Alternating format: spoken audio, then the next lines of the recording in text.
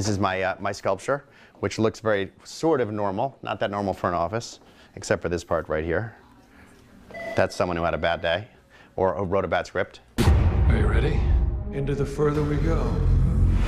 In the past 5 years, Jason Blum has produced 10 hit horror movies, including Paranormal Activity and The Purge, that have taken in over $1 billion at the box office.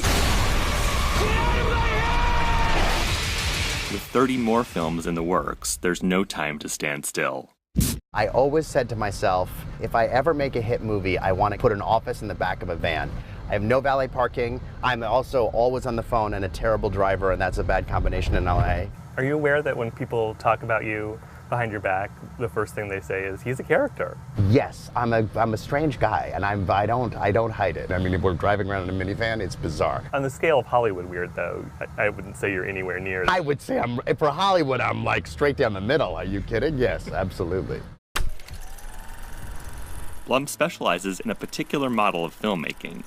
Low budget, but high concept enough to justify a wide release. Major directors work for little money up front in return for a lot of creative control and a portion of any profits.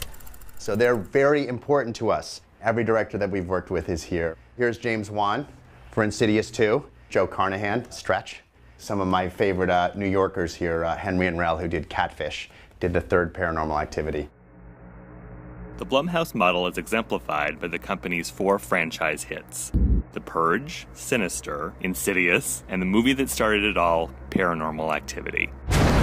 It was the culmination of a 15-year struggle is the wrong word, but trying different things in the movie business and nothing fitting quite right. I tried to be a distributor for a while, didn't fit quite right. I made a bunch of art house movies, did not fit quite right. Big, huge commercial studio movie, did not fit quite right.